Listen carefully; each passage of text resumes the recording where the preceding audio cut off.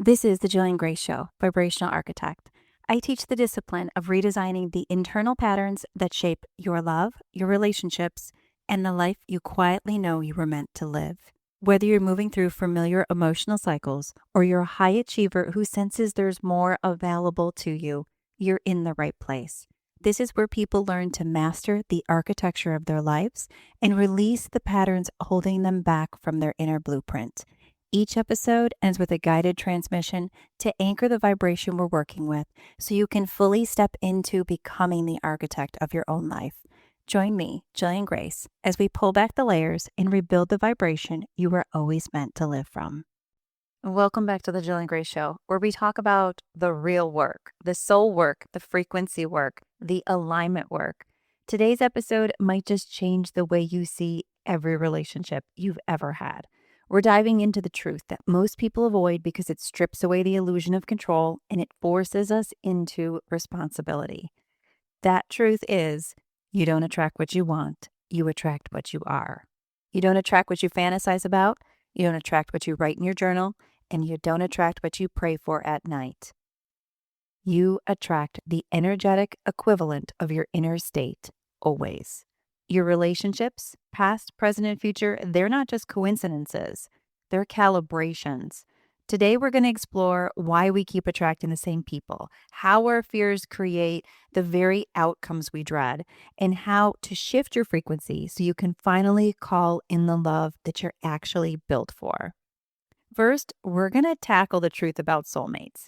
Let's talk about the word soulmate because honestly, this term makes me crazy. It's overused, it's over romanticized, and it's almost been weaponized. People build their entire life around finding the one, and when they don't, they feel like they failed. Here's the truth though, your truest soulmate lives within you. And you have more than one soulmate in your life at any given time. A soulmate is anyone who teaches you, anyone that you feel that instant connection with, anyone who stretches you to think outside the box, that pushes you to grow, anyone who shifts your soul. Some soulmates stay, some break you open, some break you apart. All of them help you evolve. When we romanticize the idea of one perfect person, we set people up on a quest that doesn't exist and then shame them for not achieving it. Now, it's not to say that your partner isn't one of your soulmates, but they're one of many. And those soulmates aren't just romantic partners, they're friends, they're family members, they're children. They're people that you run into that are coworkers that change your life or give you information that helps you to shift. Soulmates come in many different shapes or forms. There is not just one specific role, and that's important to understand. You are an energetic mirror for your relationships. So every relationship in your life is a mirror, not your conscious desires, but your subconscious frequency. If you're emotionally unavailable, then you're going to attract someone who is emotionally unavailable. If you're hyper independent to the point of self protection, you'll attract someone who cannot or will not show up for you. If you fear abandonment, you will attract someone who triggers that fear. If you secretly believe you're too much or not enough, you're going to attract someone who confirms it. This isn't a punishment, it's resonance. This is energy, it's physics. And I work so often with couples that are in this point together where they are stuck, blaming each other for the mere reflection that they're both giving. And understanding this is so important. People do not come into your life to fulfill a wish list. They come in to reflect your vibration. So until you shift that vibration, the patterns are going to repeat. No matter who you date, no matter where you move, no matter how much you start over, the common denominator is not the partner, it's the frequency. And that frequency lives inside of you. I want to step back for a moment and tackle wanting versus being. Our culture has trained people to want love while simultaneously training them to be guarded, self-sufficient, and closed. This is so difficult for people to overcome, especially in these upcoming generations and where you're out there and you're searching for that love connection right now. Love is a frequency of openness. It's a frequency of truth. It's a frequency of vulnerability. Most people say they want to commit, but they're inconsistent. Most people say they want emotional intimacy, but they're terrified of being seen. Wanting is mental, being is energetic. The universe doesn't respond to a wish list, it responds to your embodiment. And the reflection within that embodiment of your frequency is present in every partnership. I see this constantly in couples. Two people working hard to grow while blaming each other for the very wounds that they are personally trying to heal. They freeze the relationship because they can't see the truth. They're feeding each other exactly what the other one needs to evolve. But ego is blinding, and it blinds you from being able to see that truth when you get lost in it. If you don't trust yourself, then you're not going to attract someone you can trust. If you don't stand in your truth, then you won't attract someone who stands in theirs. Soulmates aren't just lovers, they're catalysts.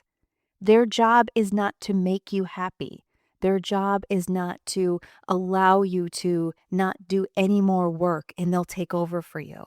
Their job is to show you where the work needs to be done. Your job is to make you happy. Their job is to be there with you as you grow and you move forward, but you have to do the work. So there's another element that our culture teaches that is one of the biggest fallacies about a connection between you and your partner and you and the people in your world that you have relationships with, and that is passion versus love. Passion is a primal instinct. Love is transformational. This is so hard sometimes to articulate to people because we do a lot of looking at what happens in Hollywood where people fall deeply in love or love at first sight or they can't live without each other. That is a primal instinct that lives in your lower frequencies of survival. Passion is not love. Can it lead to love? Yes. But most often, passion fizzles out. And when passion fizzles out, that need or that magnetic draw also fizzles with it. So, cultivating passion into love is something that is more challenging to do unless you understand what the difference is. Passion will pull you in, love grows you. Passion is ego, love is soul. Love is the decision to grow with another human, to be raw, to be open, to be willing. Love is a story. It has chapters that change. Some of those are beautiful, some of them are brutal, but in the end, they evolve you. So when you are connecting with someone and you're looking for that, I wanted to feel the fire the moment I met them, you're actually looking for the wrong signals. And it's important to be able to differentiate those strictly human evolution emotions from those deeply spiritual, moving, reevaluating, shifting frequencies that happen when your soul is evolving. If you become too lost in that concept of I have to be passionately connected, then you will never find love. You will constantly just be at the beginning of that relationship. And as soon as that passion fizzles out, you are going to misread those signals that the next step is trying to evolve, and you're going to walk away each and every time. We're going to chat a moment about the energetics of independence, avoidance, and non-commitment. We are in the middle of this huge push on our entire planet and our collective of this hyper-independent personality being what's strong. And I want to debunk that for you. Hyper-independence is not strength. It's self-protection disguised as empowerment. If your energy says, I don't need you, you will attract people who don't show up. Not because they can't handle you, but because your frequency is telling them that you don't need them. I see this so often, especially in the female sectors of what women are being taught and girls are being taught, that they can be everything and that they don't need anybody in their life. Well, guess what's going to happen? You are not going to be an attraction to anything from a frequency standpoint. So you can get very comfortable being alone. And many people will use this as another way to feed their ego by saying, "Oh, I'm too strong. Men can't handle me." Or it has nothing to do with me. It has everything to do with the fact that nobody has the power in order to step into and be someone who's an equal. That's not true. The truth is, you've blocked any frequency from coming towards you because you've believed in untruth. And if you want to shift and find that love, you're first going to have to dissect the lies that you're telling yourself that are causing you to vibrate in a way that's repelling people from being in your life. If you fear choosing the wrong person, then you're going to attract someone who also fears choosing you. If you're only half available, then you're going to attract someone who's only half available. This is really easy once you really start to listen to it to understand exactly what I'm conveying to you. Relationships rise or fall based on frequency, not desire. Then we have this fear of betrayal. And a lot of people struggle with that fear of betrayal. And it's important to understand that fear of betrayal doesn't necessarily have to be from a past relationship. It can be from when you were growing up. Maybe you had a parent who didn't show up for you, or maybe you had a parent who left. That fear of betrayal and abandonment is very strong in relationships, but fear is an architect. It creates hypervigilance. It creates this hypervigilant state that causes you to want to control, and then control creates distance, and then distance creates disconnection, and then disconnection creates vulnerability, and vulnerability creates the exact outcome that you're trying to avoid. When you fear when you walk into a relationship, if that person is going to stay, or you become very jealous of their other interactions, or you think someone's going to take them from you, the very thing that you believe you're doing to say hypervigilant is exactly the frequency that you're building to push them away. Because powerful relationships aren't able to be powerful if there aren't people in them that support them and believe in them being able to work. Fear becomes a self-fulfilling prophecy, and healing isn't optional. If you hold fear, it's a foundation to heal that fear. Otherwise, you're going to end up behaving in ways that promote that union to fail. So, after we understand all the things that we may be doing to prevent and repel the connection that we want and to not be the vibrational match to what we would like to bring into our life, how do you attract what you actually want? Well, if you want a deep connection, then you have to become deeply connected with yourself. If you want loyalty, then you've got to be loyal to yourself. If you want emotional availability, then you need to be available to do your own inner work so that you can open those emotions. If you want commitment, you've got to commit to your healing, your boundaries, your truth. Attraction isn't magic, it's alignment. Here's the formula of being able to find that. Identify any energetic qualities you want. If in a partner you want safety, consistency, presence, integrity, depth, then you need to start embodying those qualities. And I'm not saying you need to become independent and be able to do it all on your own. That's a different concept. I'm saying that you need to become the partner you seek inside. And the partner you seek inside, if that's someone who is loving, who feels safe, who feels connected to you, who's open to you, then you have to be loving, safe, and be connected to yourself. And that's hard to really be able to step into in a world where we're taught to be separate and ignore our own needs. How do you ever find a connection if you're not connected with you? You have to become the embodiment of the qualities that you seek. Remove the fears that distort that signal, hold the standard with clarity, and don't be rigid. Don't chase, don't beg, don't negotiate your worth. Become what you want and the match will arrive. I guarantee it. I've watched it happen so many times I can't even count with clients that I've worked with. The key after attracting the relationship, however, is you've got to keep the relationship. So when you attract the right partner, it's half the work. Keeping them requires consciousness. It requires you to stay awake. It requires you to communicate from truth, not fear. It requires you to regulate your nervous system, to practice reciprocity, choose the relationship daily, not from obligation, but from alignment. So as soon as you attract someone in, the objective isn't to stop growing. The objective is to now grow with, to look at that relationship as a mirror. If they make you feel, or in your mind you get upset and you feel like your partner's making you feel unworthy, then you need to ask yourself, am I making myself feel worthy? What am I doing to make myself feel like I'm important? And as you make those shifts, I guarantee you that the outer relationship that you're in will shift as well. Relationships are not accidents, they're invitations. They're invitations to rise, to heal, to expand, to become.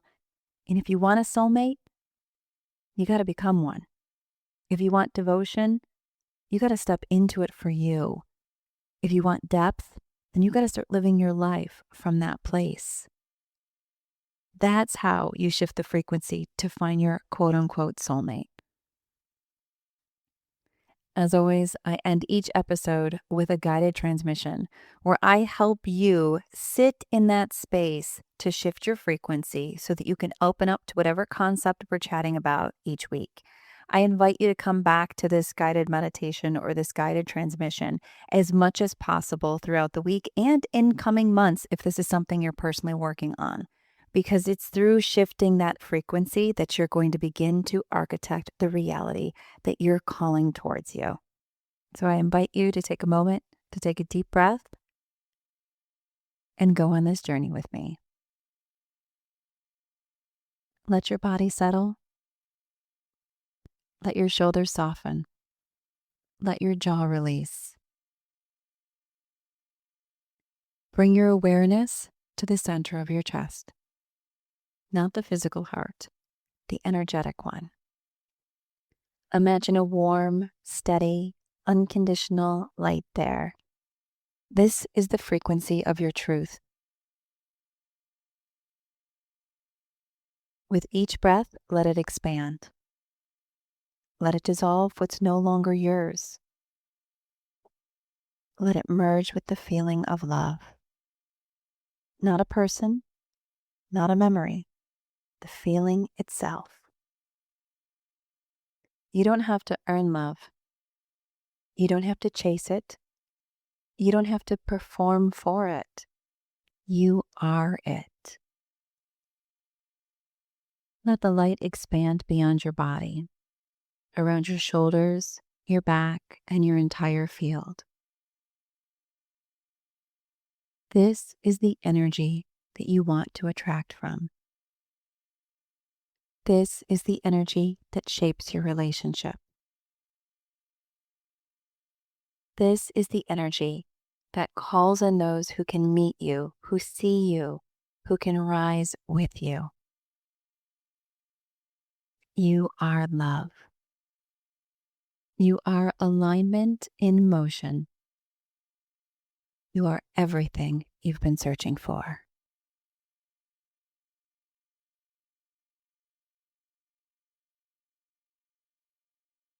As you take each breath, allow that energy to grow. Allow it to encapsulate your entire body. Allow it to retrain your frequency to the vibration of love from every cell, from every meridian, and from every part of your being. You are open, you are ready, and you are the partner you seek.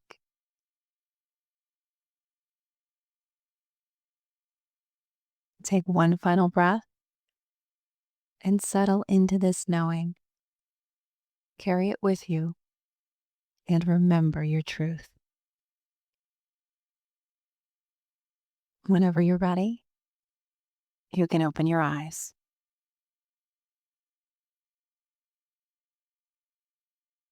As we close this podcast, I want you to remember your relationships aren't accidents, they're invitations. You attract what you are, not what you want. And if this episode stirred something in you good, it means you're ready. Please take an opportunity to follow this podcast. Also, take a moment to follow me on my social platforms so you never miss an opportunity to architect your frequency for growth, alignment, and truth. Your next level is already here. Now it's time for you to match it. My name is Jillian Greyse, and I'll chat with you next week. Let this episode settle into your system. And if someone in your life is moving through their own patterns or stepping into their next level, send this episode to them. The vibration you're integrating becomes stronger when it's shared. And if you feel called, liking the show or leaving a review helps this work to reach people who are meant to find it. I'm Jillian Greyse, and I'll meet you in the next episode as we keep rebuilding the blueprint that you were always meant to live from.